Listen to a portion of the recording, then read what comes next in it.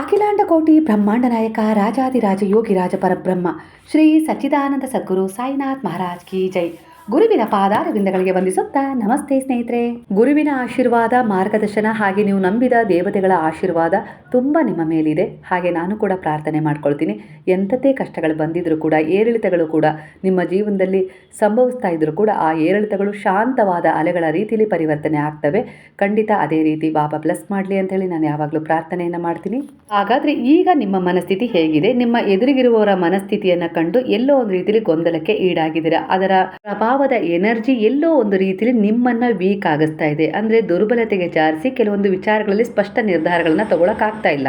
ಹಾಗಾದರೆ ಈಗಿನ ಎನರ್ಜಿ ಯಾವ ರೀತಿ ನಿಮಗೆ ಕನೆಕ್ಟ್ ಮಾಡುತ್ತೆ, ಹಾಗೆ ಯಾವ ರೀತಿ ಒಂದು ಸ್ಪಷ್ಟ ನಿರ್ಧಾರಗಳನ್ನು ತಗೊಳ್ಳೋಕ್ಕೆ ಸಹಾಯ ಮಾಡುತ್ತೆ, ಹಾಗೆ ನಿಮ್ಮ ಮುಂದಿನ ಒಂದು ಗುರಿ ಏನು, ಉದ್ದೇಶ ಏನು ಅನ್ನೋ ರೀತಿಯಲ್ಲಿ ಸ್ಪಷ್ಟಪಡಿಸುತ್ತೆ. ನೀವೇನು ಅನ್ನೋ ರೀತಿಯಲ್ಲಿ ನಿಮಗೆ ಮಾರ್ಗದರ್ಶನ ಕೂಡ ಕೊಡುತ್ತೆ. ಹಾಗಾದರೆ ಸ್ನೇಹಿತರೆ, ಎಂದಿನಂತೆ ಇದು ಒಂದು ಟೈಮ್ಲೆಸ್ ಜನರಲ್ ರೀಡಿಂಗ್ ಆಗಿರುತ್ತೆ. ಹಾಗೆ ಇದು ಕನೆಕ್ಟಿವ್ ಎನರ್ಜಿಯಲ್ಲಿರುತ್ತೆ. ಯಾವ ಸಮಯದ ಎನರ್ಜಿ ಪ್ರಕಾರ ನೀವು ಈ ರೀಡಿಂಗ್ನ ನೋಡ್ತಾ ಹೋಗ್ತಿರೋ ಖಂಡಿತವಾಗಿ ಈ ಎನರ್ಜಿ ನಿಮ್ಮ ಎನರ್ಜಿಗೆ ಕನೆಕ್ಟ್ ಆಗುತ್ತೆ.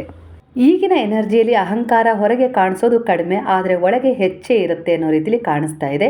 ನಾನು ತಪ್ಪಲ್ಲ ಅನ್ನೋ ಮನಸ್ಥಿತಿ ಇದೆ. ಮಾತಿನಲ್ಲಿ ಸೌಮ್ಯ, ಆದರೆ ಒಳಗೆ ಪ್ರತಿಷ್ಠೆಯ ಭಾವನೆಗಳು ಒಪ್ಪಿಕೊಳ್ಳಲು ಕಷ್ಟ ಕೊಡ್ತಾ ಇದ್ದಾವೆ. ಈಗೋ ಶಬ್ದದಲ್ಲಿ ಅಲ್ಲ, ಮೌನದಲ್ಲಿ ಕೆಲಸ ಮಾಡ್ತಾ ಇದೆ. ಕೆಲವೊಂದು ಸಾರಿ ನಿಮ್ಮ ಮೌಲ್ಯಕ್ಕೆ ಧಕ್ಕೆ ಆಗತ್ತೆ ಅನ್ನೋ ಭಯದಿಂದ ಕೂಡ ಈಗೋ ಆಕ್ಟಿವ್ ಆಗುತ್ತೆ. ಸ್ಪಷ್ಟವಾಗಿ ಹೇಳೋದಾದರೆ ಈ ಸಮಯದಲ್ಲಿ ಈಗೋ ಎದುರಿನ ವ್ಯಕ್ತಿಗಿಂತ ಸ್ವಲ್ಪ ಹೆಚ್ಚು ನಿಮ್ಮೊಳಗೆ ಇದೆ. ಆದರೆ ಅದು ದುಷ್ಟ ಈಗೋ ಅಲ್ಲ, ಸೆಲ್ಫ್ ಪ್ರೊಟೆಕ್ಷನ್ ಈಗೋ ಆಗಿದೆ. ಈ ಅಹಂಕಾರ ಯಾಕೆ ಬಂದಿದೆ ನಿಮ್ಮೊಳಗೆ ಅನ್ನೋದಾದರೆ, ಹಿಂದೆ ಆದ ಕೆಲವು ನೋವು, ಅವಮಾನ, ಕೆಲವು ಜನರು ನಿಮಗೆ ಯಾವೆಲ್ಲ ರೀತಿಯಲ್ಲಿ ಒಂದು ಪದೇ ಪದೇ ಕಾಡಿಸಿರೋದಾಗಿರ್ಬೋದು, ನಿಮ್ಮನ್ನು ಕಂಡು ಮೋಸಗೊಳಿಸಿದ ಪರಿಯಾಗಿರ್ಬೋದು, ಹೆಚ್ಚು ಒಬ್ಬರಿಗೆ ಬೆಲೆ ಕೊಟ್ಟಿದ್ದೀರಾ, ಸಹಾಯ ಮಾಡಿದ್ದೀರಾ, ಪ್ರೀತಿ ಕೊಟ್ಟಿದ್ದೀರಾ, ಕಾಳಜಿಯನ್ನು ತೋರಿಸಿದ್ದೀರಾ. ಇವೆಲ್ಲವೂ ಕೊಟ್ಟ ನಂತರವೂ ಅವರ ಒಂದು ಪ್ರತಿಕಾರದ ಕೆಲವೊಂದು ದ್ವೇಷದ ಭಾವ, ಅಸೂಯೆಯ ಭಾವ, ನಿಮ್ಮನ್ನು ಕುಗ್ಗಿಸುವ ಭಾವ, ಇಲ್ಲ ನಿಮ್ಮನ್ನು ಕೀಳರಿಮೆಯಿಂದ ನೋಡಿದ ಭಾವ, ಎಲ್ಲೋ ಒಂದು ರೀತಿಯಲ್ಲಿ ನಿಮ್ಮಲ್ಲಿ ಈಗ ಒಂದು ಸ್ಪಷ್ಟವಾದ ಈಗೋವನ್ನು ಉಂಟು ಮಾಡಿದೆ ಅಷ್ಟೇ. ಇದು ಬೇರೆಯವರಿಗೆ ಅಹಂಕಾರದಿಂದ ನೋವು ಕೊಡುವ ಉದ್ದೇಶ ಅಲ್ಲ, ಪ್ರತಿಕಾರ ತೀರಿಸಿಕೊಳ್ಳುವ ಉದ್ದೇಶವೂ ನಿಮಗಿಲ್ಲ.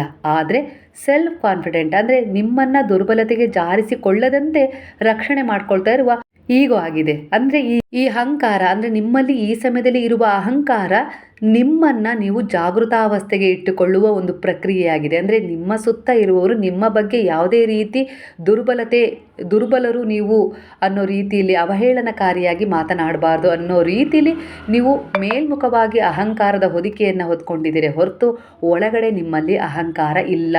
ಅದು ನಿಮ್ಮನ್ನು ಪ್ರೊಟೆಕ್ಟ್ ಮಾಡ್ಕೊಳ್ಳೋಕ್ಕೋಸ್ಕರ ಈಗೋವನ್ನು ತೋರಿಸ್ತಾ ಇದ್ದೀರಾ. ಆದರೆ ನಿಮ್ಮದು ಶುದ್ಧವಾದ ಪವಿತ್ರವಾದ ಆತ್ಮವಾಗಿದೆ ಅನ್ನೋ ರೀತಿಯಲ್ಲಿ ಇಲ್ಲಿ ವಿಚಾರ ರೆಸನೇಟ್ ಆಗ್ತಾ ಇದೆ. ಇಲ್ಲಿ ಜಯಿಸೋದು ಗೆಲ್ಲೋದು ಗುರಿ ಅಲ್ಲ, ಅದು ಮುಂದಿನ ಜೀವನ ಆಗಿರ್ಬೋದು, ಈಗ ವರ್ತಮಾನದಲ್ಲಾಗಿರ್ಬೋದು, ಯಾವ ರೀತಿ ನೆಮ್ಮದಿ ಕೊಡುತ್ತೆ, ಸಂತೋಷದಲ್ಲಿ ನಿಮ್ಮನ್ನು ಇಡುತ್ತೆ, ಹಾಗೆ ಕೆಲವು ಸಂಬಂಧಗಳನ್ನು ಉಳಿಸುತ್ತೆ, ಹಾಗೆ ಕೆಲವೊಂದು ಸಾರಿ ನಿಮ್ಮ ಭವಿಷ್ಯವನ್ನು ಕೂಡ ಸೆಕ್ಯೂರ್ ಮಾಡುತ್ತೆ. ಇಂತಹ ಒಂದು ಈಗೋ ನಿಮ್ಮದಾಗಿದೆ ಅನ್ನೋ ರೀತಿಯಲ್ಲಿ ಇಲ್ಲಿ ಕಾಣಿಸ್ತಾ ಇದೆ. ನಿಮ್ಮೊಳಗಿನ ತರ್ಕ ಇದು. ಅಂದರೆ ಹಿಂದೆ ನಿಮ್ಮ ಜೀವನ ಶೈಲಿ, ನಿಮ್ಮ ಸ್ವಭಾವ ಈಗಿನ ಜೀವನದ ಮೇಲೆ ಯಾವೆಲ್ಲ ರೀತಿಯಲ್ಲಿ ಪರಿಣಾಮ ಬೀರಿದೆ. ನೀವು ಈಗ ಈ ಸಮಯದಲ್ಲಿ ಒಂಟಿಯಾಗಿದ್ದೀರಾ, ಎಲ್ಲವನ್ನ ಎದುರಿಸ್ತಿದ್ದೀರಾ, ಧೈರ್ಯವಾಗಿ ಮುನ್ನಡೀತಾ ಇದ್ದೀರಾ, ಕೆಲವು ತೀರ್ಮಾನಗಳನ್ನು ನೀವೇ ತಗೊಳ್ತಾ ಇದ್ದೀರಾ, ಯಾರಿಗೂ ಕಾಯ್ತಾ ಇಲ್ಲ, ಸರಿಯಾದ ಉದ್ದೇಶವನ್ನು ಆಧರಿಸಿ ಸರಿಯಾದ ಮನಸ್ಥಿತಿಯಲ್ಲಿ ಸರಿಯಾದ ಸಮಯಕ್ಕೆ ಕೆಲವು ನಿರ್ಧಾರಗಳನ್ನು ತಗೊಳ್ತಾ ಇದ್ದೀರಾ. ಅಂದರೆ ಅದಕ್ಕೆ ಈ ತಿರುವಿಗೆ ಕಾರಣ ಅದೇ ಒಂದು ಈಗೋ, ಅಂಥ ಜನರ ಒಂದು ಈಗೋ. ಅಂದರೆ ಯಾರು ನಿಮ್ಮ ಎದುರಿಗೆ ಅಹಂಕಾರ ತೋರಿಸಿದ್ರೋ ಅವರ ಈಗೋ ನಿಮ್ಮನ್ನು ಈ ರೀತಿಯಾಗಿ ಪರಿವರ್ತನೆಗೊಳಿಸಿದೆ. ನಿಮ್ಮಲ್ಲೂ ಆ ಈಗೋ ಇದೆ, ಆದರೆ ನಿಮ್ಮ ಈಗೋ ನಿಮ್ಮನ್ನು ಪ್ರೊಟೆಕ್ಟ್ ಮಾಡ್ತಾ ಇದೆ. ಅದು ಯಾರಿಗೂ ಕೂಡ ಹಾನಿ ಮಾಡಿಲ್ಲ. ಆದರೆ ಇನ್ನೊಬ್ಬರ ನಿಮ್ಮ ಎದುರಿಗಿರುವವರ ಈಗೋ ನಿಮ್ಮನ್ನು ಹರ್ಟ್ ಮಾಡಿತ್ತು. ಆದರೆ ನೀವು ಆ ಸಮಯದಲ್ಲಿ ನಾಜೂಕಾಗಿ ಆ ಸಮಯವನ್ನು ಸಂಭಾಳಿಸಿ ನಿಮ್ಮಲ್ಲಿ ಉತ್ಪತ್ತಿಯಾದ ಈಗೋವನ್ನು ನೀವು ಅವರ ಮೇಲೆ ಹಾನಿಯಾಗುವಂತೆ ನೋಡ್ಕೊಳ್ಳಿಲ್ಲ. ಅದನ್ನು ನಿಮ್ಮನ್ನು ಪ್ರೊಟೆಕ್ಟ್ ಮಾಡೋ ರೀತಿಯಲ್ಲಿ ಅದನ್ನು ನಿಮ್ಮ ಸುತ್ತ ರಕ್ಷಣೆಯಾಗಿ ತಗೊಂಡ್ರಿ. ಹಾಗೆ ಅವರನ್ನು ಇಗ್ನೋರ್ ಮಾಡ್ತಾ ಕೆಲವೊಂದು ವಿಚಾರಗಳಲ್ಲಿ ನೀವೇ ಸ್ವಂತವಾಗಿ ಒಂದು ಒಳ್ಳೆಯ ಉದ್ದೇಶದಿಂದ ಮುಂದುವರೆದಿದ್ದೀರಾ ಅನ್ನೋ ರೀತಿಯಲ್ಲಿ ಬಹಳ ಶ್ರಮ ಪಟ್ಟಿದ್ದೀರಾ, ಜೀವನದಲ್ಲಿ ಹೋರಾಟವನ್ನೇ ಮಾಡಿದ್ದೀರಾ. ಅದೆಲ್ಲದಕ್ಕೂ ಬೆಲೆ ಸಿಗುವ ಸಮಯ ಇದಾಗಿದೆ ನಿಮ್ಮನ್ನು ನೀವು ಕಂಡುಕೊಂಡ ರೀತಿಯಿಂದ. ನಿಮ್ಮ ಮನಸ್ಸು ಒಮ್ಮೊಮ್ಮೆ ಒಬ್ಬರೇ ಕೂತಾಗ ಯೋಚಿಸುತ್ತೋ, ಇಲ್ಲ ಹಿಂದಿನ ದಿನಗಳನ್ನು ನೆನೆದು ಆಲೋಚನೆ ಮಾಡುತ್ತೆ, ಇಲ್ಲ ಅಂಥ ಜನರು ಎದುರಾದಾಗ ಅಂಥ ಪರಿಸ್ಥಿತಿಗಳು ಮರುಕಳಿಸಿದಾಗ ನಿಮ್ಮ ಮನಸ್ಸಲ್ಲಿ ಒಂದು ಕ್ಷಣ ಹಿಂದೆ ಹೋಗಿ ತಕ್ಷಣ ಮತ್ತೆ ಬಂದು ಅದೇ ಜಾಗಕ್ಕೆ ನಿಲ್ತೀರ. ಆ ರೀತಿಯ ಅನುಭವ ನಿಮಗೆ ಆಗ್ತಾ ಇದೆ. ಅಂದರೆ ನಿಮಗಿಂತ ಎಲ್ಲ ಕೆಲಸ ನಾನೇ ಚೆನ್ನಾಗಿ ಮಾಡ್ತೀನಿ, ಇಲ್ಲಾಂದರೆ ಪ್ರತಿ ಸಾರಿಯೂ ನಿಮ್ಮ ಎದುರಿಗೆ ನಾನೇ ಹೆಚ್ಚು, ನನ್ನಿಂದನೇ ಆಗಿದ್ದು ಅನ್ನೋ ರೀತಿಲಿ ಕೆಲವರು ಸ್ವಭಾವವನ್ನು ತೋರಿಸ್ಕೊಂಡಿದ್ದಾರೆ. ಅಂದರೆ ನೀನು ಏನೂ ಅಲ್ಲ, ನೀನು ಒಬ್ಬ ಅಂದರೆ ನಿಮ್ಮನ್ನು ಕೀಳರಿಮೆಯಾಗಿ ನೋಡಿ ನೀವು ಮಾಡಿದ್ದು ಅವ್ರಿಗೆ ಏನೂ ಸರಿ ಅನ್ನಿಸ್ಲಿಲ್ಲ. ನೀವು ಒಳ್ಳೆಯದೇ ಮಾಡಿದ್ರು, ಒಳ್ಳೆಯದೇ ಹೇಳಿದರು, ಅದರಲ್ಲಿ ಒಳ್ಳೆಯ ತೀರ್ಮಾನಗಳೇ ಇದ್ದರು, ಎಲ್ಲ ರೀತಿಯಲ್ಲೂ ನಿಮ್ಮನ್ನು ಕಡೆಗಣಿಸಿ ನನ್ನದೇ ಸರಿ, ನನ್ನ ತೀರ್ಮಾನವೇ ಸರಿ, ನಾನು ಮಾಡಿದ್ದೇ ಸರಿ, ಎಲ್ಲದರಲ್ಲೂ ನಾನೇ ಬೆಸ್ಟ್ ಅನ್ನೋ ರೀತಿಲಿ ತೋರಿಸ್ಕೊಂಡಿದ್ದಾರೆ. ಇದು ನಿಮಗೆ ಆ ಸಮಯದಲ್ಲಿ ಎಲ್ಲೋ ಒಂದು ರೀತಿಲಿ ದುರ್ಬಲತೆಗೆ ಜಾರಿಸಿದ್ದು ನಿಜ. ಅವರ ಒಂದು ಸಾಧನೆಯ ಮುಂದೆ ನಿಮ್ಮ ಒಂದು ಕಾಳಜಿ ಆಗಿರ್ಬೋದು, ಪ್ರೀತಿ ಆಗಿರ್ಬೋದು, ಪ್ರೇಮ ಆಗಿರ್ಬೋದು, ಯಾವುದು ಕೂಡ ನೀವು ಅವರಿಗೆ ಭಾವನಾತ್ಮಕವಾಗಿ ಸ್ಪಂದಿಸಿದ ವಿಚಾರ ಮನ್ನಣೆಗೆ ಬರಲಿಲ್ಲ. ಅವರು ಕೇವಲ ನಿಮ್ಮನ್ನು ಕಂಡದ್ದು ನನ್ನ ಒಳಗೆ, ಅಂದರೆ ನನ್ನ ಅಂಡರಲ್ಲಿ ಇವ್ರು ಇರೋದು, ನಾನು ಇವರನ್ನು ಸಾಕ್ತಾ ಇರೋದು ಅನ್ನೋ ರೀತಿಯಲ್ಲಿ, ಇಲ್ಲ ನನ್ನ ಸಹಾಯದಿಂದ ಇವರು ಬದುಕ್ತಾ ಇರೋದು ಅನ್ನೋ ರೀತಿಲಿ ಅವರು ನಿಮಗೆ ತೋರಿಸಿದ್ದಾರೆ.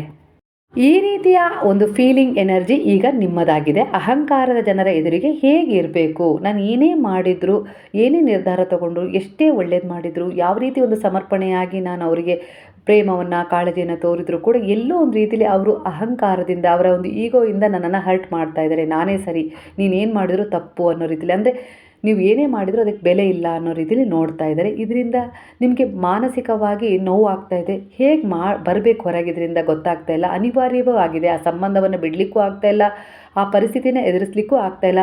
ನಿಮ್ಮ ಒಂದು ಒಳಗಿರುವ ಒಂದು ಒಳ್ಳೆಯತನವನ್ನು ತೋರಿಸ್ಲಿಕ್ಕೆ ಒಂದು ನಿಮಗೆ ವೇದಿಕೆಯೂ ಸಿಗ್ತಾ ಇಲ್ಲ. ಅಂದರೆ ನಾನು ಎಲ್ಲ ನಿಮಗೆ ಒಳ್ಳೆಯದೇ ಮಾಡಿದ್ದು ಅನ್ನೋ ರೀತಿಯಲ್ಲಿ ನೀವು ಹೇಳ್ಕೊಳ್ಳೋಕ್ಕೂ ಆಗ್ತಾಯಿಲ್ಲ, ಅದು ಅವ್ರಿಗೆ ಅರ್ಥವೂ ಆಗ್ತಾಯಿಲ್ಲ. ಈ ರೀತಿಯ ಸಂದಿಗ್ಧ ಸ್ಥಿತಿ ನಿಮ್ಮದಾಗಿದೆ. ಇದರಿಂದ ನಿಮಗೆ ಒಂಟಿತನದ ಫೀಲ್ ಆಗ್ತಾಯಿದೆ. ಎಲ್ಲರೂ ಇದ್ದು ಕೂಡ ನೀವು ನನಗೇನೂ ಇಲ್ಲ ಅನ್ನೋ ರೀತಿಯಲ್ಲಿ ಕೆಲವರ ಎನರ್ಜಿ ಅನುಭವ ಮಾಡ್ತಾ ಇದೆ ಈ ಸಮಯದಲ್ಲಿ. ಅದು ಕುಟುಂಬದ ವಿಚಾರ, ವೈಯಕ್ತಿಕ ವಿಚಾರ, ಪ್ರೇಮಿಗಳ ವಿಚಾರ, ಇಲ್ಲ ಎಲ್ಲಿ ಕೆಲಸ ಮಾಡ್ತಿದ್ರೋ ಆ ಒಂದು ಜಾಗದ ಎನರ್ಜಿಯ ಪ್ರಕಾರ ಇದು ಬೇರೆಯವರಿಗೆ ಬೇರೆ ಬೇರೆ ರೀತಿಯಲ್ಲಿ ಕನೆಕ್ಟ್ ಆಗುತ್ತೆ. ಯಾಕಂದರೆ ಇದು ಒಂದು ಜನರಲ್ ರೀಡಿಂಗ್ ಆಗಿರುತ್ತೆ. ಅಂದರೆ ಅವರ ಅಹಂಕಾರವನ್ನು ಹೇಗೆ ಮುರಿಬೇಕು, ಇಲ್ಲ ಅದನ್ನು ಹೇಗೆ ಅವರಿಗೆ ಅರಿವು ಮಾಡಿಸ್ಬೇಕು ಅನ್ನೋ ರೀತಿಲಿ ಯೋಚನೆ ಮಾಡ್ತಾ ಇದ್ದೀರಾ. ಆದರೆ ನಿಮ್ಮ ಆತ್ಮವಿಶ್ವಾಸದ ಕೊರತೆ ನಿಮ್ಮನ್ನು ಆ ರೀತಿ ಮಾಡಲಿಕ್ಕೆ ಬಿಡ್ತಾ ಇಲ್ಲ. ಅನಿವಾರ್ಯತೆ ಇರ್ಬೋದು, ಒತ್ತಡ ಇರ್ಬೋದು, ಇಲ್ಲ ಏನಾದರೂ ಸಮಸ್ಯೆ ಉಂಟಾಗತ್ತೆ ಅನ್ನೋ ರೀತಿಲೂ ಕೂಡ ನೀವು ಯೋಚಿಸ್ತಾ ಇದ್ದೀರಾ ಈ ಸಮಯದಲ್ಲಿ. ಆದರೆ ನೀವು ಗಟ್ಟಿಯಾಗಬೇಕು ಅನ್ನುವ ಈಗಿನ ಒಂದು ನಿಮ್ಮ ಯೋಚನೆ ಏನಿದೆಯಲ್ಲ, ಆ ಎಮೋಷನಲ್ ಬ್ಲಾಕ್ ಮೇಲ್ ಮಾಡ್ತಾ ಇದ್ದಾರಲ್ಲ, ಅವರ ಒಂದು ಹಿಡಿತದಿಂದ ನಾನು ಸ್ವಲ್ಪನಾರ ಮುಕ್ತವಾಗಬೇಕು, ಅಂದರೆ ಅವರನ್ನು ಬಿಟ್ಟು ಹೋಗಬೇಕು ಅನ್ನೋದು ಆಲೋಚನೆ ಅಲ್ಲ, ನನ್ನದೇ ಆದ ರೀತಿಯಲ್ಲಿ ನಾನು ಸ್ವಲ್ಪ ಜೀವಿಸಬೇಕು ಅನ್ನೋದು ನಿಮ್ಮ ಒಂದು ಒಳಗಿನ ಇಚ್ಛೆ ಆಗಿದೆ. ಅದನ್ನು ಹೇಳ್ಕೊಳಕ್ಕಾಗ್ತಾ ಇಲ್ಲ.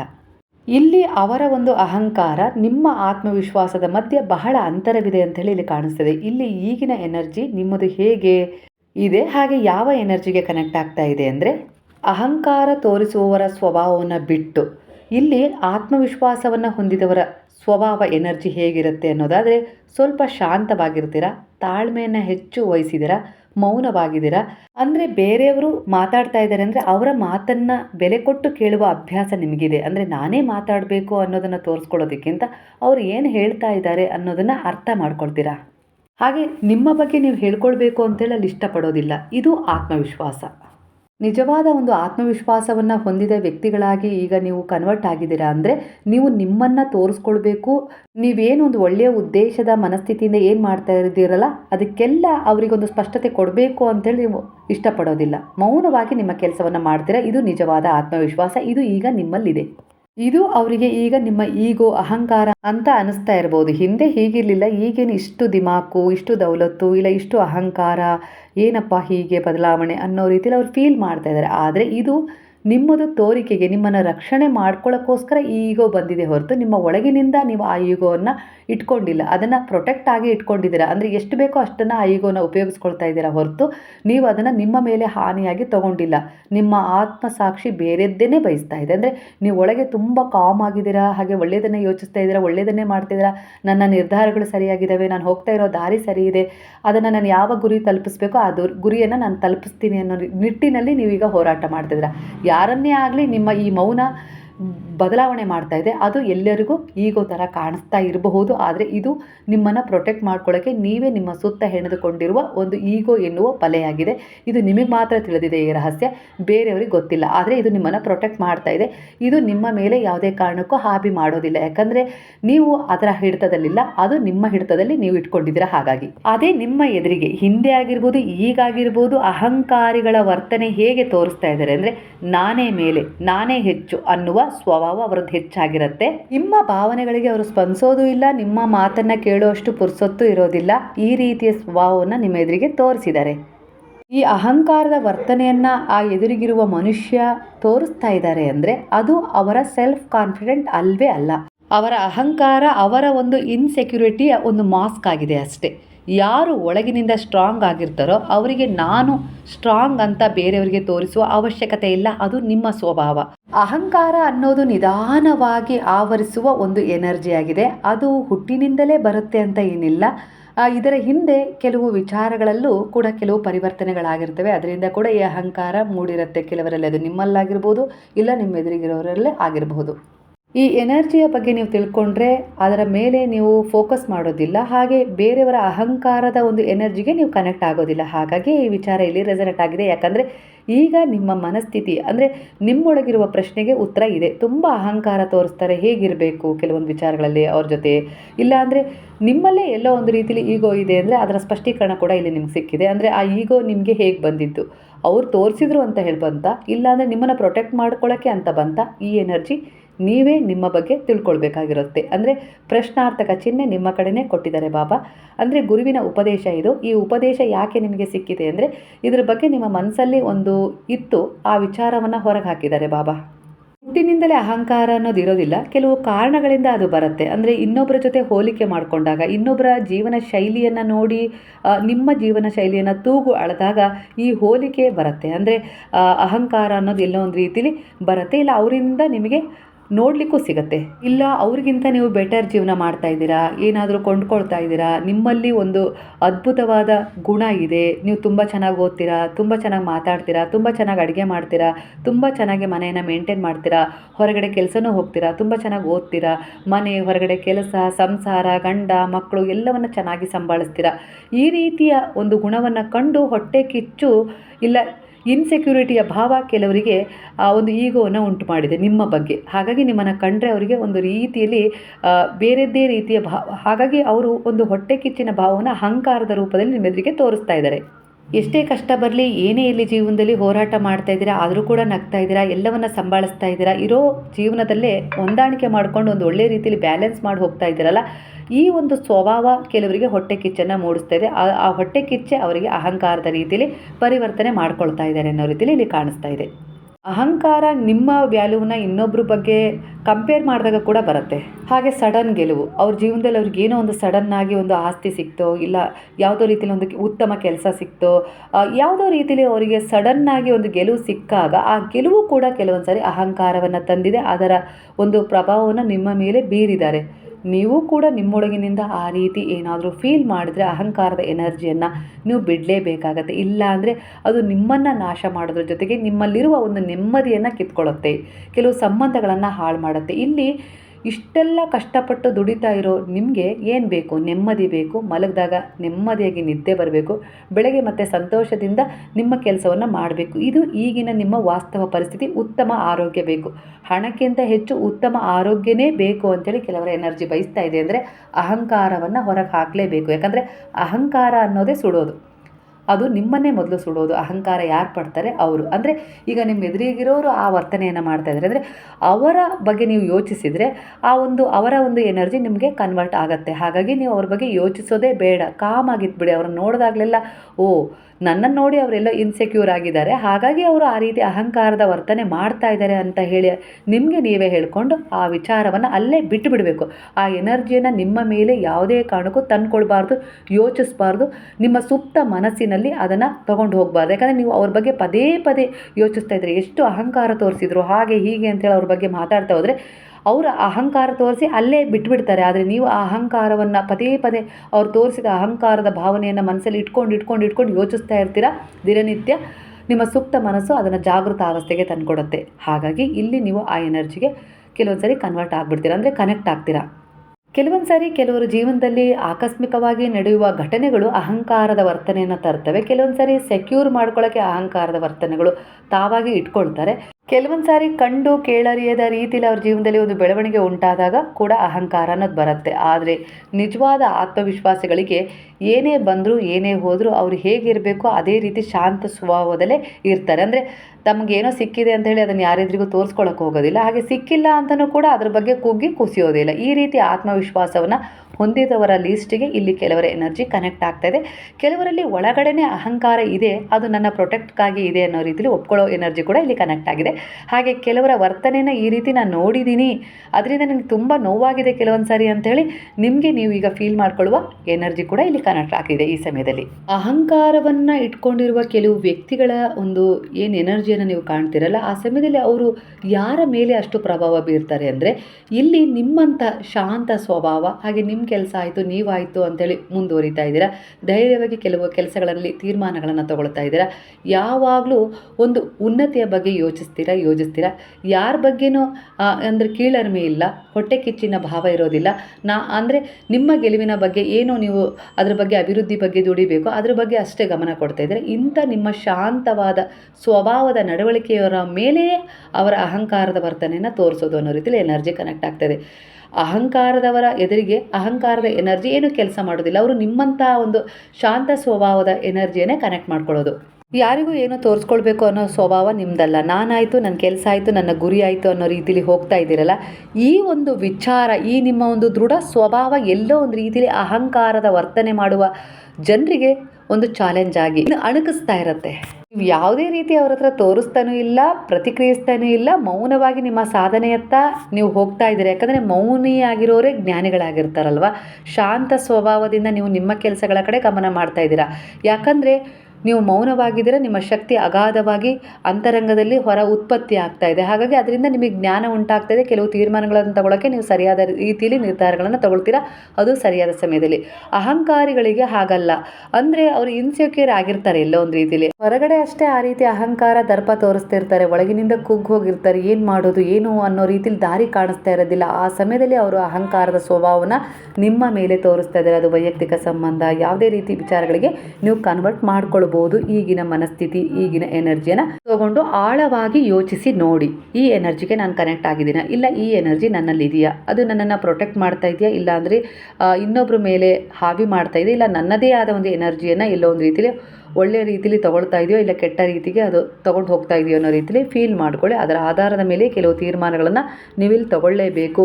ಇದು ಯಾಕೆ ಈ ಎನರ್ಜಿ ಕನೆಕ್ಟ್ ಆಗಿದೆ ಅಂದರೆ ಈ ಸಮಯದಲ್ಲಿ ನೀವು ಒಂದು ಉತ್ತಮ ಸ್ಥಾನಮಾನ ಗೌರವವನ್ನು ಪಡ್ಕೊಳ್ಳುವಂಥ ಹಂತಕ್ಕೆ ಹೋಗ್ತಾ ಇದ್ದೀರಾ. ನಿಮಗೆ ಏನೋ ಒಂದು ಒಳ್ಳೆಯದು ಸಿಗ್ತಾ ಇದೆ, ಎದುರಾಗ್ತಾ ಇದೆ. ಅದು ಕೆಲಸ, ಇಲ್ಲ ಒಂದು ವಿವಾಹ, ಇಲ್ಲ ಅಂದರೆ ಇನ್ಯಾವುದೇ ರೀತಿ ಒಂದು ಪ್ರೇಮದ ವಿಚಾರದಲ್ಲಿ ಪರಿವರ್ತನೆ ಸಿಗೋದಾಗಿರ್ಬೋದು. ಅದ್ಭುತವಾದ ಪರಿವರ್ತನೆ ಸಿಗ್ಲಿಕ್ಕೆ ಹೊರಟಿದೆ. ಈ ವರ್ಷದಲ್ಲಿ ನಿಮಗೆ ತುಂಬ ಬೆನಿಫಿಟ್ಸ್ಗಳು ಉಡುಗೊರೆಯ ರೂಪದಲ್ಲಿ ಆ ಬ್ರಹ್ಮಾಂಡ, ನೀವು ನಂಬಿದ್ದ ಗುರುಶಕ್ತಿ, ದೈವಶಕ್ತಿಗಳಿಂದ ಕನೆಕ್ಟ್ ಆಗ್ತಾ ಇದ್ದೀವಿ. ಈ ಸಮಯದಲ್ಲಿ ನೀವು ಅಹಂಕಾರದ ಬಗ್ಗೆ, ಈ ಎನರ್ಜಿಯ ಬಗ್ಗೆ ನೀವು ತಿಳ್ಕೊಳ್ಳೋದು ಅವಶ್ಯಕತೆ ಇದೆ. ಯಾಕಂದರೆ ಈಗ ನಿಮಗೆ ಶಿಕ್ಷಣ ಕೊಡ್ತಾ ಇದ್ದಾರೆ ಬಾಬಾ, ಮುಂದೆ ನಿಮ್ಗೆ ಏನು ಸಿಗಬೇಕಲ್ಲ ಅದಕ್ಕೆ ಇಲ್ಲಿ ಒಂದು ಪರಿಹಾರ. ಇದು ಏನಾದರೂ ನಿಮ್ಮ ಜೀವನದಲ್ಲಿ ಇದ್ದರೆ ಇದರಿಂದ ಏನಾದರೂ ಸ್ವಲ್ಪ ಬದಲಾವಣೆ ಮಾಡ್ಕೊಳ್ಳಿ. ಇದನ್ನು ಯಾವ ರೀತಿ ನಿಯಂತ್ರಣದಲ್ಲಿ ಇಟ್ಕೊಳ್ಬೇಕು ಅನ್ನೋದನ್ನು ಕಲೀರಿ. ಇಲ್ಲ ಅಂದರೆ ನಿಮಗೆ ಸಿಕ್ಕ ಅವಕಾಶ, ಸಿಕ್ಕ ಸಂಬಂಧ, ಸಿಕ್ಕ ಪ್ರೀತಿ, ಸಿಕ್ಕ ಬದುಕನ್ನು ಎಲ್ಲೋ ಒಂದು ರೀತಿಯಲ್ಲಿ ಈ ಅಹಂಕಾರ ತಿನ್ಬಿಡುತ್ತೆ, ಇನ್ಸೆಕ್ಯೂರ್ ಮಾಡಿಬಿಡುತ್ತೆ ಆ ಭವಿಷ್ಯವನ್ನು, ಆ ನಾನು ಕೊಟ್ಟ ಒಂದು ಉಡುಗೊರೆಯ ಜೀವನವನ್ನು ಅನ್ನೋ ರೀತಿಯಲ್ಲಿ ನಿಮಗೆ ಇಲ್ಲಿ ಒಂದು ಮಾರ್ಗದರ್ಶನ, ಗೈಡೆನ್ಸ್ ಕೊಡ್ತಾ ಇದ್ದಾರೆ. ಇದನ್ನು ನೀವು ಯಾವ ರೀತಿ ಬೇಕಾದರೂ ಕನ್ವರ್ಟ್ ಮಾಡಿ ತಗೊಳ್ಬೋದು. ನಾನು ಈ ಕಾರ್ಡ್ಗಳನ್ನು, ಎಲ್ಲ ಕಾರ್ಡ್ಗಳನ್ನು ಒಟ್ಟಿಗೆ ವಿವರಣೆಯಾಗಿ ನಾನು ಇಲ್ಲಿ ಕೊಟ್ಟಿದ್ದೀನಿ. ಯಾವುದನ್ನು ಬಿಡಿಸಿ ಆ ಕಾರ್ಡ್ಗಳ ನೇಮನ್ನು ಹೇಳಿಲ್ಲ. ಯಾಕಂದರೆ ನಾನು ಎಲ್ಲದನ್ನು ಒಂದೇ ಸಾರಿ ರೀಡ್ ಮಾಡಿ ಅದರ ಆಧಾರದ ಮೇಲೆ ಯಾವತ್ತು ಅಹಂಕಾರದ ಬಗ್ಗೆ, ಈಗೋ ಬಗ್ಗೆನೇ ರೀಡಿಂಗ್ ಬಂದಿದೆ. ಒಂದು ಸಾರಿ ಹೊರಗಿನ ಶತ್ರುಗಳಾಗಿರ್ಬೋದು, ನಿಮ್ಮ ಎದುರಿಗೆ ಅಹಂಕಾರವನ್ನು ತೋರಿಸೋ ಜನರಾಗಿರ್ಬೋದು, ಇವರೆಲ್ಲರಿಗಿಂತ ನಿಮ್ಮೊಳಗೆ ಇರುವ ಒಂದು ವಿಚಾರ ನಿಮ್ಮ ಮೇಲೆ ಪರಿಣಾಮ ಬೀರ್ತಾ ಇದೆ. ಅದು ನಿಮ್ಮ ಏಳಿಗೆಯನ್ನು ತಡೀತಾ ಇದೆ. ನಿಮ್ಮ ಮುಂದಿನ ಜೀವನದ ಬಗ್ಗೆ ನೀವೇನು ಕನಸುಗಳನ್ನು ಕಟ್ಕೊಂಡಿದ್ದೀರಲ್ಲ ಅದರಲ್ಲಿ ಬ್ಲಾಕೇಜ್ಗಳನ್ನು ಉಂಟು ಮಾಡ್ತಿದೆ. ಹಾಗಾಗಿ ನಿಮ್ಮನ್ನು ನೀವು ಕರೆಕ್ಟಾಗಿ ಇಟ್ಕೊಂಡ್ರೆ, ಗಟ್ಟಿಯಾಗಿಸ್ಕೊಂಡ್ರೆ, ಆತ್ಮವಿಶ್ವಾಸದಿಂದ ಮುಂದೆ ತಗೊಂಡ್ರೆ, ಅಂದರೆ ನಿಮ್ಮ ನಿಲುವನ್ನು, ಗುರಿಯನ್ನು ನೀವು ಸರಿಯಾದ ರೀತಿಯಲ್ಲಿ ಕಂಡುಕೊಂಡು ಅದನ್ನು ಯಾವ ದಿಕ್ಕಿಗೆ ತೊಗೊಂಡು ಹೋಗಬೇಕು ಅನ್ನೋ ರೀತಿಯಲ್ಲಿ ನೀವು ಆತ್ಮವಿಶ್ವಾಸದಿಂದ, ಯಾರ ಬೆಂಬಲ ಸಿಗಲಿ ಇರಲಿ, ಏನೇ ಇರಲಿ, ನಾನು ಅದನ್ನು ತಗೊಂಡು ಹೋಗ್ತೀನಿ, ನಿಷ್ಠೆಯಿಂದ, ಪ್ರಾಮಾಣಿಕವಾಗಿ, ಪ್ರೇಮದಿಂದ, ಗೌರವದಿಂದ ಅದನ್ನು ನಾನು ಮುಂದೆ ತಗೊಂಡು ಹೋಗೋ ಪ್ರಯತ್ನವಂತೂ ಮಾಡೇ ಮಾಡ್ತೀನಿ. ನನ್ನ ಗುರುವಿನಲ್ಲಿ ಆ ವಿಚಾರವನ್ನು ನನ್ನನ್ನು ಪರಿಪೂರ್ಣವಾಗಿ ಶರಣಾಗಿಸಿ ಅನ್ನೋ ರೀತಿಲಿ ನೀವು ಯಾವಾಗ ಈ ಶರಣಾಗತಿಯ ಭಾವಕ್ಕೆ, ಸೆರೆಂಡರ್ ಭಾವಕ್ಕೆ ಕನೆಕ್ಟ್ ಆಗ್ತಿರೋ, ಈ ಒಂದು ಬ್ರಹ್ಮಾಂಡ ವಿಶ್ವವೇ ತೆರೆದುಕೊಳ್ಳುತ್ತೆ ನಿಮಗೆ. ಅಂದರೆ ನಿಮ್ಗೇನು ಬೇಕೋ ಅದನ್ನು ಕೊಡೋ ಮೂಲಕ, ಪ್ರಕೃತಿಯ ಮೂಲಕ, ಪ್ರಾಣಿ ಪಕ್ಷಿಗಳ ಮೂಲಕ. ಅಂದರೆ ನೀವು ಯಾವುದೇ ಒಂದು ಸಮಯದಲ್ಲೂ ಕೂಡ ನೀವೊಂದು ಪ್ರಾರ್ಥನೆ ಮಾಡ್ತಾ ಇದ್ದೀರಾ ಅಂದರೆ ಅದು ಒಂದು ಹಸುವಿಗೆ ಊಟ ಕೊಡಬೇಕಾದ್ರೆ, ಇಲ್ಲ ನಾಯಿಗೆ ಏನಾದರೂ ತಿನ್ನಿಸ್ತಾ ಇದ್ದೀರಾ, ಇಲ್ಲ ಒಂದು ಪಕ್ಷಿಗೆ ಕಾಳು ಕಡಿ ಹಾಕ್ತಿದ್ರೆ, ಆ ಸಮಯದಲ್ಲಿ ನಿಮ್ಮ ಮನಸ್ಸಲ್ಲಿ ಒಂದು ಕಾಮ್ ಆದ, ಒಂದು ಪ್ರಶಾಂತವಾದ ಒಂದು ಅಲೆಯ ರೀತಿಯಲ್ಲಿ ಒಂದು ಆಲೋಚನೆ, ಅಂದರೆ ಆ ಪ್ರಾಣಿ ಮತ್ತು ನಿಮಗೆ ಅಷ್ಟೇ ಕನೆಕ್ಟ್ ಆಗಿರುತ್ತೆ. ಅದರ ಒಂದು ಮುಗ್ಧತೆಯ ಭಾವವನ್ನು ನಿಮ್ಮ ಮನಸ್ಸಲ್ಲಿ ತುಂಬಿಕೊಳ್ತಾ ಅದಕ್ಕೆ ನೀವು ಸಹಾಯ ಮಾಡ್ತಾ ಇರ್ತೀರ. ಆ ಅಂತರ ಎಷ್ಟು ಒಂದು ಸೌಮ್ಯವಾಗಿರುತ್ತೆ ಅಂದರೆ ಅದರಲ್ಲಿ ಯಾವುದೇ ರೀತಿ ಒಂದು ಮೂರನೆಯ ವ್ಯಕ್ತಿ ವಿಚಾರ ಏನೂ ಬಂದಿರೋದಿಲ್ಲ. ಈ ಸಮಯದಲ್ಲಿ ನೀವೇನು ಮ್ಯಾನಿಫೆಸ್ಟ್ ಮಾಡ್ತಿರಲ್ಲ ಅಂದರೆ ನಿಮ್ಮ ಎನರ್ಜಿಗೆ ಅದು ಕನೆಕ್ಟ್ ಆಗುತ್ತೆ. ಆ ಒಂದು ಪಕ್ಷಿಯ, ಆ ಪ್ರಾಣಿಯ, ಹಾಗೆ ಒಂದು ಏನು ಸಹಾಯ ಮಾಡ್ತಾ ಇರ್ತಿರಲ್ಲ ಅದು ಯಾರಿಗೇ ಆಗಿರ್ಬೋದು, ಆ ಎನರ್ಜಿ ಯಾವ ರೀತಿ ಕನೆಕ್ಟ್ ಆಗುತ್ತೆ ಅಂದರೆ ನಿಮ್ಮ ಮನಸ್ಸಲ್ಲಿ ಏನು ಇಚ್ಛೆ ಇದೆಯಲ್ಲ ಅದು ಆಗಲಿ ಅನ್ನೋ ರೀತಿಯಲ್ಲಿ ಆ ಬ್ಲೆಸ್ಸಿಂಗ್ ಆ ಕಡೆಯಿಂದ ನಿಮಗೆ ಬರುತ್ತೆ. ಆಗ ನಿಮ್ಮ ಒಂದು ಆಲೋಚನೆಗಳು ಯೋಜನೆಗಳಾಗಿ ಕೈಗೂಡ್ತವೆ. ಅಂದರೆ ಅವರ ಬ್ಲೆಸ್ಸಿಂಗ್ ನಿಮಗೆ ಸಹಾಯ ಮಾಡುತ್ತೆ. ಹಾಗಾಗಿ ಅವ್ರು ಹೊಟ್ಟೆ ಕಿಚ್ಚು ಮಾಡ್ತಿದ್ದಾರೆ, ಅವ್ರು ನನ್ನ ಮೇಲೆ ದ್ವೇಷ ಸಾಧಿಸ್ತಾ ಇದ್ದಾರೆ, ಶತ್ರುತ್ವ ತೋರ್ತಾ ಇದ್ದಾರೆ, ಹಾಗೆ ಮಾಡ್ತಿದ್ದಾರೆ, ಹೀಗೆ ಮಾಡ್ತಿದ್ದಾರೆ ಅಂತ ಹೇಳಿ ನೀವು ಅವರ ಎನರ್ಜಿಗೆ ನಿಮ್ಮ ಎನರ್ಜಿನ ಕನೆಕ್ಟ್ ಮಾಡೋ ಅವಶ್ಯಕತೆ ಇಲ್ಲ. ನೀವು ಕನೆಕ್ಟ್ ಮಾಡಿದರೆ ಇಲ್ಲಿ ನೀವು ನಿಮ್ಮ ಒಂದು ಜೀವನದ ಮುಂದಿನ ಎಲ್ಲ ಯೋಜನೆಗಳಲ್ಲಿ ಬ್ಲಾಕೇಜ್ಗಳನ್ನು ಉಂಟು ಮಾಡಿಕೊಂಡ ಹಾಗೆ ನಿಮ್ಮ ಕೈಯಾರೆ. ಹಾಗಾಗಿ ಅವ್ರು ಏನೋ ಹೇಳ್ತಾ ಇದ್ದಾರೆ, ಮಾಡ್ತಾ ಇದ್ದಾರೆ, ಅದು ಅವ್ರ ಕರ್ಮ, ಅವ್ರಿಗೆ ಅದೇ ಕೆಲಸ, ಅದನ್ನು ಮಾಡ್ತಾ ಇದ್ದಾರೆ. ಅದನ್ನು ಬಿಟ್ಟು ಹಾಕ್ಬಿಡ್ಬೇಕು. ನೋಡಬೇಕು ಅವ್ರು ಏನು ಮಾಡ್ತಾ ಇದ್ದಾರಲ್ವ, ನೋಡ್ತಾ ಇದ್ದಾರೆ, ಕಣ್ಣಿಂದ ಕಾಣ್ತಾ ಇದ್ದಾರೆ, ಅದು ನನಗೆ ಅದಕ್ಕೆ ಸಂಬಂಧ ಇಲ್ಲ. ಅದು ಅವರ ಎನರ್ಜಿ, ಅವ್ರು ಅದನ್ನು ಹೊರಗೆ ಹಾಕ್ತಾ ಇದ್ದಾರೆ, ಅದಕ್ಕೂ ನನಗೂ ಸಂಬಂಧ ಇಲ್ಲ. ನನ್ನ ಎನರ್ಜಿ ಏನಿದೆ ಅದು ಬಹಳ ಸ್ಟ್ರಾಂಗ್ ಆಗಿದೆ, ಅದು ಒಂದು ಕಡೆ ನಾನು ತಗೊಂಡು ಹೋಗ್ತಾ ಇದ್ದೀನಿ, ಆ ನಿಲುವನ್ನು ಅದು ಬದಲಾಯಿಸೋದಿಲ್ಲ ಅನ್ನೋ ರೀತಿಯಲ್ಲಿ ನೀವು ಮುಂದೆ ಹೋಗಬೇಕೇ ವಿನಃ ದಾರಿ ಉದ್ದಕ್ಕೂ ನಿಮಗೆ ಕೆಲವೊಂದು ಬ್ಲಾಕೇಜ್ಗಳು ಎದುರಾಗೇ ಆಗ್ತವೆ. ಇಂತಹ ಜನರಾಗಿರ್ಬೋದು, ಅವಮಾನಗಳಾಗಿರ್ಬೋದು, ನಿಂದನೆಗಳಾಗಿರ್ಬೋದು, ಏನೇನೋ ಅಡೆತಡೆಗಳು ಬಂದೇ ಬರ್ತವೆ. ಒಂದು ಕೆಲಸದಲ್ಲಿ ನೀವು ಮುಂದೆ ಹೋಗಬೇಕು, ಒಂದು ಸಾಧನೆಯ ಮಟ್ಟವನ್ನು ತಲುಪಬೇಕು ಅನ್ನೋ ರೀತಿಯಲ್ಲಿ ನೀವು ಹೋರಾಟಕ್ಕೆ ಇಳಿದಾಗ, ಯೋಜನೆಯನ್ನು ಹಾಕ್ಕೊಂಡಾಗ ಅಡ್ಡಿ ಆತಂಕಗಳು ಬಂದೇ ಬರ್ತವೆ. ಯಾಕಂದರೆ ಮುಂದೆ ಹೋಗೋರನ್ನು ಹಿಂದೆ ಎಳೆಯೋ ಜನರೇ ಬಹಳ. ಮುಂದೆ ಹೋಗು, ಒಳ್ಳೆಯದಾಗಲಿ ಅನ್ನೋ ರೀತಿಯಲ್ಲಿ ಹರಿಸೋರು ತುಂಬ ಕಡಿಮೆ ಅಲ್ವಾ. ಆ ರೀತಿಯ ಆಶೀರ್ವಾದ ನಿಮಗೆ ಸಿಗೋದು ನಿಮ್ಮ ದಯೆ, ನಿಮ್ಮ ಕರುಣೆ, ನಿಮ್ಮ ಪ್ರೇಮ, ನಿಮ್ಮ ಸೇವೆ, ನೀವು ಈ ಪ್ರಕೃತಿಗೆ ಕನೆಕ್ಟ್ ಆಗೋದ್ರಿಂದ ಮಾತ್ರ ಆ ರೀತಿಯ ಒಂದು ಒಳ್ಳೆಯ ಎನರ್ಜಿ ಕನೆಕ್ಟ್ ಆಗುತ್ತೆ. ಅದರಲ್ಲೂ ತುಂಬ ವಿರಳ. ನಿಮಗೆ ಈ ಎಲ್ಲ ಎನರ್ಜಿಗಳು ತುಂಬ ವಿರಳವಾಗಿ ಒಳ್ಳೆಯ ಜನರ ಒಂದು ಎನರ್ಜಿಯನ್ನು ನಿಮಗೆ ಕನೆಕ್ಟ್ ಮಾಡುತ್ತೆ. ಹಾಗಾಗಿ ತಂದೆ ತಾಯಿಯ ಆಶೀರ್ವಾದ, ನಿಮ್ಮನ್ನು ಅತಿಯಾಗಿ ಪ್ರೀತಿ ಕಾಳಜಿ ಮಾಡುವವರ ಆಶೀರ್ವಾದ ನಿಮ್ಮ ಮೇಲೆ ಸದಾ ಇರುತ್ತೆ. ನೀವು ಅವರನ್ನು ಅರ್ಥಕೊಳ್ಳಿ, ಅವರನ್ನು ನೋಡಿ ಬಿಡಿ, ಏನೇ ಮಾಡಿ ಅವರ ಆಶೀರ್ವಾದ ಯಾವಾಗಲೂ ಮನಃಪೂರ್ವಕವಾಗಿ ನಿಮಗೆ ಸಿಗ್ತಾನೆ ಹೋಗುತ್ತೆ. ಯಾಕಂದರೆ ಅವರು ಪ್ರತಿಯಾಗಿ, ಅದರ ಆಶೀರ್ವಾದಕ್ಕೆ ಪ್ರತಿಯಾಗಿ ನಿಮ್ಮಿಂದ ಏನೂ ಬಯಸ್ತಾ ಇರೋದಿಲ್ಲ. ಹಾಗಾಗಿ ಅವರ ಬ್ಲೆಸ್ಸಿಂಗ್ಸ್ ನಿಮ್ಮ ಮೇಲೆ ಕಾರಣ ಆಗಿದೆ. ಅಂದರೆ ನೀವೇನೇ ಪಡ್ಕೊಳ್ಳೋಕ್ಕೋ ಅದು ದಾರಿ ಮಾಡಿಕೊಡ್ತಾ ಇದೆ. ಇದು ಒಂದು ಗುಪ್ತ ರಹಸ್ಯ ಆಗಿದೆ. ಹಾಗಾಗಿ ನೀವು ಯಾರದ್ದೋ ಒಂದು ಎನರ್ಜಿಯನ್ನು ಅವ್ರು ಹಾಗಂದರು ಹೀಗಂದರು ಅಂಥೇಳಿ ಅದನ್ನು ನೀವು ತಗೊಂಡು ನಿಮ್ಮ ಒಂದು ಮುಂದೆ ಹೋಗ್ತಾ ಇರುವ ಜೀವನ ಅಲ್ಲೇ ನಿಲ್ಲಿಸ್ತಾ ಇದ್ದೀರಾ. ಹಾಗಾಗಿ ಆ ರೀತಿ ಎನರ್ಜಿಗೆ ನೀವು ಕನೆಕ್ಟ್ ಆಗೋದು ಬೇಡ. ಅವರನ್ನು ಬಿಟ್ಬಿಡಿ. ಅವರು ಕರ್ಮದ ಒಂದು ಭಾಗ, ಅದು ಕಳ್ಕೊಳ್ಬೇಕು, ಆ ಬ್ಲಾಕೇಜಿಂದ ಹೊರಗೆ ಬರಬೇಕು. ಇಲ್ಲ ಅಂದರೆ ಅವರು ನಿಮ್ಮನ್ನು ಪುಷ್ ಮಾಡ್ತಾ ಇದ್ದಾರೆ ಮುಂದಕ್ಕೆ.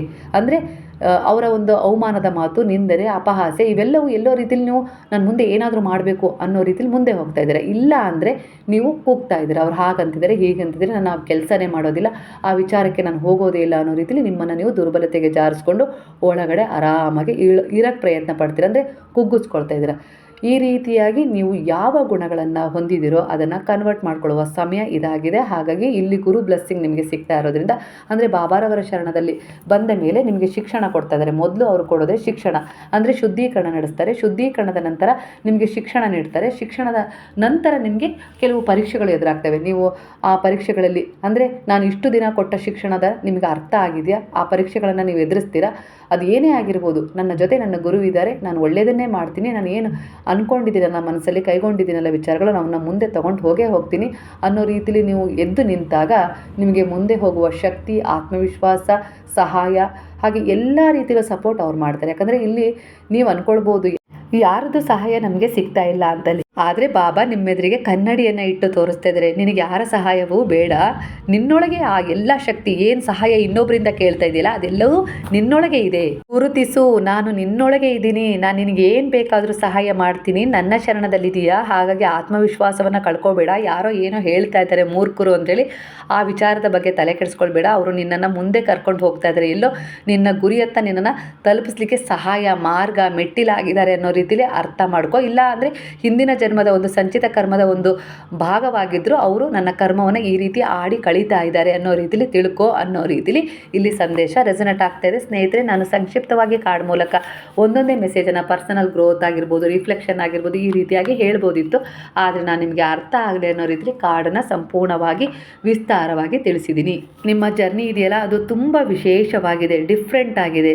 ಸ್ಟೆಪ್ ಬೈ ಸ್ಟೆಪ್ ನಿಮಗೆ ಅದರ ಅನುಭವ ಆಗ್ತಾ ಹೋಗುತ್ತೆ. ಗುರುವಿನ ಶರಣದಲ್ಲಿದ್ದೀರಾ ಅಂದರೆ ಅರ್ಜುನನಿಗೆ ಕೃಷ್ಣ ಸಾರಥಿಯಾಗಿದ್ದರು, ಪಾಂಡವರಿಗೆ ಕೃಷ್ಣನೇ ಎಲ್ಲ. ಅವರು ನಂಬಿದ್ರು, ಅವನಲ್ಲಿ ಶರಣಾಗಿದ್ದರು. ಹಾಗಾಗಿ ಹಂತ ಹಂತವಾಗಿ ಆ ಕೃಷ್ಣನಿಂದ ಅವರಿಗೆ ಎಲ್ಲ ರೀತಿಲೂ ಸೌಕರ್ಯಗಳು ಸಹಾಯಗಳು ಸಿಗ್ತಾ ಹೋದವು. ಅಂದರೆ ಕೃಷ್ಣ ನಾನೇ ಮಾಡ್ತೀನಿ ನಿಮಗೆ ಅಂತ ಹೇಳಿ ಎಲ್ಲೂ ಸಹಾಯ ಹೇಳಿಲ್ಲ, ನಿಮ್ಮ ಮೂಲಕನೇ ನಾನು ಅದನ್ನು ಕರ್ಮಗಳ ಒಂದು ಆಧಾರದ ಮೇಲೆ ಮಾಡಿಸ್ತೀನಿ ಅನ್ನೋ ರೀತಿಲಿ ಹೇಗೆ ಗೈಡೆನ್ಸ್ ಕೊಟ್ಟರು ಅದೇ ರೀತಿ ಈ ಸಮಯದಲ್ಲಿ ನೀವು ಗುರುವಿನ ಶರಣದಲ್ಲಿದ್ದೀರಾ. ಅಂದರೆ ನೀವು ಯಾವುದಕ್ಕೂ ಆತಂಕ ಪಡುವ ಅವಶ್ಯಕತೆ ಇಲ್ಲ. ಈ ಸಮಯದಲ್ಲಿ ಗುರು ಅದೇ ಸ್ಥಾನದಲ್ಲಿದ್ದಾರೆ.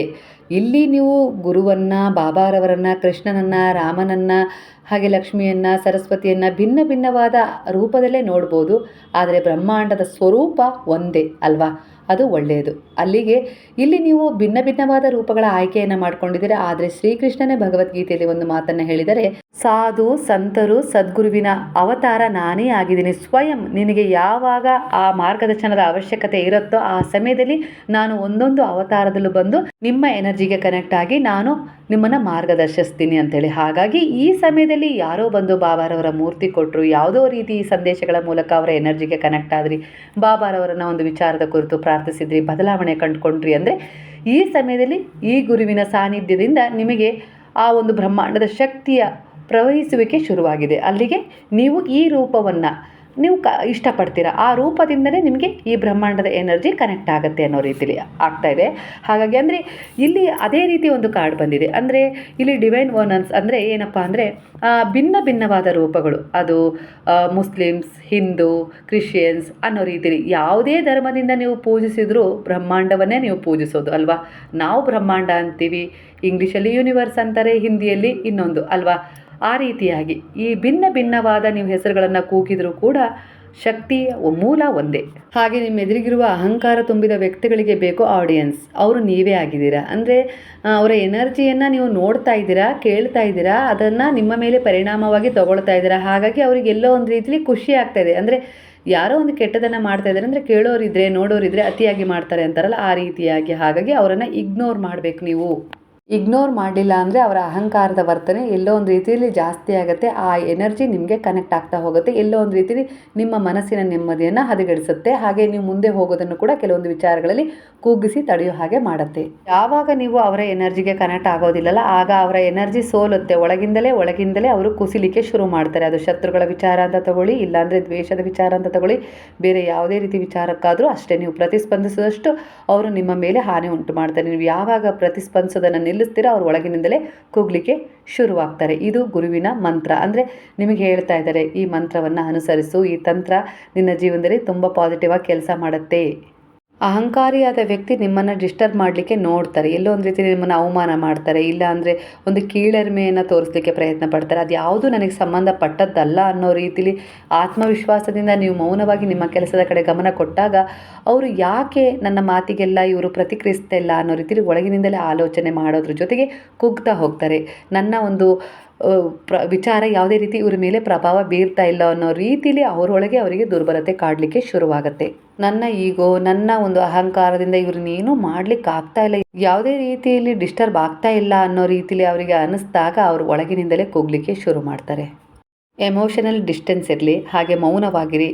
ಎಷ್ಟು ಮಾತಾಡಬೇಕೋ ಅಷ್ಟು ಮಾತನಾಡಿ, ಹೆಚ್ಚು ಮಾತುಗಳಿಯೋ ಅವಶ್ಯಕತೆ ಇಲ್ಲ. ಸ್ಪಷ್ಟತೆ ಇರಲಿ, ಕೆಲವು ವಿಚಾರಗಳಲ್ಲಿ ನಿಲುವಿರಲಿ, ನಿರ್ಧಾರ ಸರಿಯಾಗಿ ತಗೊಳ್ಳಿ. ಈ ರೀತಿ ನೀವು ನಿಮ್ಮ ನಿಲುವಿನೊಂದಿಗೆ ಮೌನವಾಗಿ ನಿಮ್ಮ ಸಾಧನೆ ಕಡೆ ಗಮನ ಕೊಟ್ಟಷ್ಟು ಅವರ ಒಂದು ಎನರ್ಜಿ ನಿಮಗೆ ಕನೆಕ್ಟ್ ಆಗೋದಿಲ್ಲ. ಖಂಡಿತ ಎನರ್ಜಿ ಚೇಂಜ್ ಆಗತ್ತಾ? ಖಂಡಿತ ಆಗತ್ತೆ. ಒಬ್ಬರ ಮೇಲೆ ಒಬ್ಬರು ಪರಿವರ್ತನೆ ಅದು ಬೀರುವ ಅಷ್ಟು ಬದಲಾವಣೆಯನ್ನು ತರತ್ತೆ. ನೀವು ಎಷ್ಟು ಅದರ ಬಗ್ಗೆ ಬಹಳ ಯೋಚಿಸ್ತಿರೋ ಆ ಎನರ್ಜಿ ನಿಮಗೆ ಕನೆಕ್ಟ್ ಆಗೇ ಆಗುತ್ತೆ. ಹಾಗಾಗಿ ಯಾವ ಎನರ್ಜಿಯನ್ನು ನಿಮಗೆ ಕನೆಕ್ಟ್ ಮಾಡ್ಕೊಳ್ಬೇಕು, ಯಾವ ಎನರ್ಜಿಯನ್ನು ನೀವು ಇಗ್ನೋರ್ ಮಾಡಬೇಕು ಅನ್ನೋ ರೀತಿಲಿ ಒಂದು ಸಣ್ಣದಾದ ಒಂದು ಮಹತ್ವದ ತಿರುವನ್ನು ನೀವು ತೊಗೊಂಡ್ರೆ ಜೀವನದಲ್ಲಿ ಖಂಡಿತವಾಗಿಯೂ ನೀವು ಯಾವುದಕ್ಕೂ ಕುಗ್ಗೋ ಅವಶ್ಯಕತೆ ಇಲ್ಲ. ಅಹಂಕಾರಿಗಳು ತಾನಾಗಿಯೇ ಕುಗ್ತಾ ಹೋಗ್ತಾರೆ. ನೀವು ಅವರನ್ನು ಕುಗ್ಗಿಸ್ಬೇಕು, ಅವರ ವಿರುದ್ಧ ಏನಾದರೂ ಷಡ್ಯಂತ್ರ ಮಾಡಬೇಕು, ಏನಾದರೂ ಮಾಡಬೇಕು ಅನ್ನೋ ರೀತಿಲಿ ನೀವು ಪ್ರಯತ್ನ ಪಡೋದೇ ಬೇಡ. ಅವರು ಪ್ರಯತ್ನನೂ ಕೂಡ ಸೋಲ್ತಾ ಹೋಗುತ್ತೆ. ನಿಮ್ಮ ಮೌನ ಎಷ್ಟು ಹೆಚ್ಚಾಗ್ತಾ ಹೋಗುತ್ತೋ, ಸ್ಪಷ್ಟವಾದ ನಿರ್ಧಾರಗಳಲ್ಲಿ ಕೆಲವಷ್ಟೇ ಮಾತಾಡ್ತೀರಾ, ಕೆಲವೊಂದು ಸಾರಿ ನಿಮ್ಮ ಕಡೆ ಗಮನ ಕೊಟ್ಟು ನೀವು ಮುಂದೆ ಹೋಗ್ತೀರಾ. ಆ ಮೌನದ ಶಕ್ತಿ ನಿಮ್ಮ ಸುತ್ತ ಒಂದು ಔರ ಅಂದರೆ ಪ್ರಭಾಮಂಡಲವನ್ನು ಜಾಗೃತಗೊಳಿಸುತ್ತೆ. ಒಟ್ಟಾರೆಗೆ ಈ ಸಮಯದಲ್ಲಿ ನಿಮಗೆ ಮಾರ್ಗದರ್ಶನ ಗುರು ಮಾಡ್ತಾ ಇದ್ದಾರೆ ಅಂದರೆ ಅವರ ರಕ್ಷಣೆಯ ಕೇಂದ್ರ ಬಿಂದು ನೀವಾಗಿದ್ದೀರಾ. ಅವರು ರಕ್ಷಣೆ ಮಾಡ್ತಾ ಹೋಗ್ತಾರೆ, ಮಾರ್ಗದರ್ಶನ ನೀಡ್ತಾ ಹೋಗ್ತಾರೆ, ಪ್ರತಿಸ್ಪಂದಿಸ್ತಾ ಹೋಗ್ತಾರೆ. ಅದಕ್ಕೆ ತಕ್ಕ ಹಾಗೆ ನಿಮ್ಮ ಜೀವನದಲ್ಲಿ ನೀವು ಏನು ಮಾಡಬೇಕು ಅಂದ್ಕೊಂಡಿದ್ರೋ ಅದೆಲ್ಲದೂ ಆಗ್ತಾ ಹೋಗುತ್ತೆ. ಅವರು ಎಲ್ಲೋ ಒಂದು ರೀತಿಯಲ್ಲಿ ಹಿಂದೆ ಉಳಿತಾ ಹೋಗ್ತಾರೆ. ಅವರ ಅಹಂಕಾರದ ಸುತ್ತ ಅಂದರೆ ಆ ಅಹಂಕಾರದಲ್ಲೇ ಅವರು ಮುಳುಗುವ ಸಾಧ್ಯತೆ ಹೆಚ್ಚಿರುತ್ತೆ. ಬರಲಿಕ್ಕೆ ಸಾಧ್ಯ ಆಗೋದಿಲ್ಲ. ಆ ರೀತಿ ಅವರ ಜೀವನದಲ್ಲಿ ಅವರು ಕುಂಠಿತಗೊಳ್ತಾ ಹೋಗ್ತಾರೆ. ಇನ್ನೊಬ್ಬರ ವ್ಯಕ್ತಿಯ ಅಹಂಕಾರವನ್ನು ಪರಿವರ್ತನೆ ಮಾಡಲಿಕ್ಕೆ ನೀವು ಹೋಗಬಾರ್ದು, ಅವರು ತಾನಾಗೇ ಪರಿವರ್ತನೆ ಹೋಗ್ತಾರೆ. ನೀವು ಮೌನ, ಕೆಲವು ಸ್ಪಷ್ಟ ನಿರ್ಧಾರಗಳಲ್ಲಿ ಮುನ್ನಡೆದಾಗ, ಹಾಗೆ ನಿಮ್ಮನ್ನು ನೀವು ಪ್ರೊಟೆಕ್ಟ್ ಮಾಡ್ಕೊಳ್ಳೋದನ್ನು ಅರ್ಥಕೊಂಡಾಗ ಖಂಡಿತವಾಗಿ ಅವರ ಎನರ್ಜಿ ತಾನಾಗಿಯೇ ಕುಂಠಿತಗೊಳ್ತಾ ಹೋಗುತ್ತೆ. ನೀವು ಆದಷ್ಟು ಮುಂದೆ ಹೋಗ್ತೀರಾ. ಅದು ವೈಯಕ್ತಿಕ ಸಂಬಂಧದಲ್ಲಿ ಯಾವ ರೀತಿ ಸುಧಾರಣೆ ತಂದ್ಕೊಳ್ಬೇಕು ಅನ್ನೋ ಎನರ್ಜಿನ ನೀವೇ ಕಂಡುಕೊಳ್ಬೇಕಾಗತ್ತೆ. ಅಂದರೆ ಮೌನ, ಹಾಗೆ ಕೆಲವೊಂದು ಸರಿ ಸೆಲ್ಫ್ ಕಾನ್ಫಿಡೆಂಟ್, ಕೆಲವೊಂದು ಸಣ್ಣ ಪುಟ್ಟ ಚೇಂಜಸ್ಗಳು, ಬದಲಾವಣೆ, ಹಾಗೆ ಅವರು ಯಾವೆಲ್ಲ ರೀತಿಯಲ್ಲಿ ಅಹಂಕಾರದ ವರ್ತನೆಯನ್ನು ನಿಮ್ಮ ಮೇಲೆ ಹೇರಿ ಅವರ ಜೀವನ ಶೈಲಿಯನ್ನು ಮುಂದೆ ತಗೊಂಡು ಹೋಗೋಕ್ಕೆ ಪ್ರಯತ್ನ ಪಡ್ತಾರೋ ಅದನ್ನು ಎಲ್ಲೋ ಒಂದು ರೀತಿಯಲ್ಲಿ ಬದಲಾವಣೆಯತ್ತ ನಿಮ್ಮ ಸೆಲ್ಫ್ ಕಾನ್ಫಿಡೆಂಟ್ಗಳ ಮೇಲೆ ನೀವು ನಿರ್ಧಾರಗಳನ್ನು ತಗೊಂಡಾಗ ಅಚ್ಚುಕಟ್ಟಾಗಿ ಮಾತು, ಜೀವನ ಶೈಲಿ, ಕಾಳಜಿ, ಹೊರಗೆ ತಿರುಗಾಟ, ಕೆಲವೊಂದು ಬದಲಾವಣೆ ಎಲ್ಲದರಲ್ಲೂ ನೀವು ನಿಮ್ಮ ಮನಸ್ಸಿನ ಹಿಡಿತವನ್ನು ನಿಮ್ಮ ಮೇಲೆ ಇಟ್ಕೊಂಡಾಗ, ಅಂದರೆ ಅದರ ಹಿಡಿತಕ್ಕೆ ಜಾರದೆ ಅದೇ ಬೇಕು, ಇದೇ ಬೇಕು, ಹೀಗೆ ಇರಬೇಕು, ಹಾಗೆ ಇರಬೇಕು, ಅವರನ್ನು ಬದಲಾವಣೆ ಮಾಡ್ತೀನಿ, ಅವರಿಂದ ನನಗೆ ಇದೇ ಬೇಕು, ಅದೇ ಬೇಕು ಅಂತೇಳಿ ಎಕ್ಸ್ಪೆಕ್ಟೇಷನನ್ನು ಬಿಟ್ಟು ನೀವು ನಿಮ್ಮ ಜೀವನ ಶೈಲಿಯನ್ನು ಸ್ವಲ್ಪ ದಿನಗಳ ಮಟ್ಟಿಗೆ ಬದಲಾವಣೆಯನ್ನು ಮಾಡಿಕೊಂಡಾಗ ತನ್ನಿಂದ ತಾನೇ ಆ ಈಗೋ ತುಂಬಿದ, ಅಹಂಕಾರ ತುಂಬಿದ ವ್ಯಕ್ತಿಯನ್ನು ಬದಲಾಯಿಸಬಹುದು. ಅದು ಅವರ ಎನರ್ಜಿಯ ಮೇಲೆ ಹಾವಿ ಉಂಟು ಮಾಡುತ್ತೆ. ಅವರನ್ನೇ ಎಲ್ಲೋ ಒಂದು ರೀತಿಯಲ್ಲಿ ಕುಗ್ಗಿಸುವ ರೀತಿಯಲ್ಲಿ ಒಂಟಿತನದ ಫೀಲ್ ಮಾಡಿಸುತ್ತೆ. ಆಗ ಅವರು ಬದಲಾವಣೆ ಆಗೋದು ತುಂಬ ಮುಖ್ಯ ಅಂತೇಳಿ ಅನಿಸುತ್ತೆ. ಅಂದರೆ ಎಲ್ಲೋ ಒಂದು ರೀತಿಯಲ್ಲಿ ಅವರ ಅಹಂಕಾರ ಬಿರಿ ಬಿಡಲಿಕ್ಕೆ ಶುರುವಾಗುತ್ತೆ ಆ ಸಮಯದಲ್ಲಿ. ಹಾಗಾಗಿ ಇಲ್ಲಿ ಈಗಿನ ಒಂದು ಕಾರ್ಡ್ಗಳ ಎನರ್ಜಿಯ ಪ್ರಕಾರ ಎಲ್ಲ ರೀತಿಯ ಒಂದು ಅಹಂಕಾರದ ಬಗ್ಗೆ ವಿವರಣೆ ಎಲ್ಲೋ ಒಂದು ರೀತಿಯಲ್ಲಿ ಸ್ಪಷ್ಟವಾಗಿ ಅಲ್ಲದಿದ್ರೂ ಅಸ್ಪಷ್ಟವಾಗಿ ನಿಮಗೆ ಅರ್ಥ ಆಗಿದೆ. ಇದರಲ್ಲಿ ಸರಿ ಇದೆ ಅಂತ ಹೇಳಿ ನಿಮಗೆ ಅನಿಸಿದೆ. ಇದು ಗುರುಪದೇಶ. ಇವತ್ತಿನ ಒಂದು ಟ್ಯಾರೋ ಕಾರ್ಡ್ನ ಮೆಸೇಜ್ ಇದೇ ರೀತಿಯಾಗಿತ್ತು. ಇದು ನಿಮಗೆ ಕನೆಕ್ಟ್ ಆಗಿದೆ. ಹಾಗಾಗಿ ನಾನಿಲ್ಲಿ ಕೆಲವೊಂದು ವಿಚಾರಗಳನ್ನು ಸಂಕ್ಷಿಪ್ತವಾಗಿ ವಿವರಣೆಯಾಗಿ ನಾನಿಲ್ಲಿ ನೀಡಿದ್ದೀನಿ. ಕಾರ್ಡ್ಗಳನ್ನು ಒಂದು ಎನರ್ಜಿಯನ್ನು ಬಿಡಿಸಿ ಹೇಳಿದ್ದೀನಿ. ಇದು ನಿಮ್ಮ ಜೀವನಕ್ಕೆ ಹತ್ತಿರವಾಗಿದ್ದರೆ ಕೃತಜ್ಞತಾ ಪೂರ್ವಕವಾಗಿ ಸಾಯಿರಾಮ್ ಅಂತೇಳಿ ಕಮೆಂಟ್ ಮಾಡೋದನ್ನು ಮರಿಬೇಡಿ. ಹಾಗಾದರೆ ಈ ವಿಚಾರಗಳು ನಿಮಗೆ ಏನಾದರೂ ರೆಸನೆಂಟ್ ಆಗಿಲ್ಲ ಅಂದರೆ ಖಂಡಿತವಾಗಿಯೂ ಬೇರೆಯವರಿಗೆ ಈ ವಿಚಾರಗಳು ರೆಸನೆಂಟ್ ಆಗಿರ್ತವೆ. ಇಷ್ಟೊತ್ತು ವಿಡಿಯೋ ನೋಡಿದ್ದಕ್ಕಾಗಿ ಧನ್ಯವಾದಗಳು ಸ್ನೇಹಿತರೆ. ಹಾಗಾದರೆ ಎಲ್ಲರೂ ಸೇರಿ ಹೇಳೋಣ, ಹರೇ ರಾಮ ರಾಮ ರಾಮ ಹರೇ ಹರೇ, ಹರೇ ಕೃಷ್ಣ ಕೃಷ್ಣ ಕೃಷ್ಣ ಹರೇ ಹರೇ, ಹರೇ ಸಾಯಿ ಸಾಯಿ ಸಾಯಿ ಹರೇ ಹರೇ, ಹರೇ ಬಾಬಾ ಬಾಬಾ ಬಾಬಾ ಹರೇ ಹರೇ, ಹರೇ ದತ್ತ ದತ್ತ ದತ್ತ ಹರೇ ಹರೇ.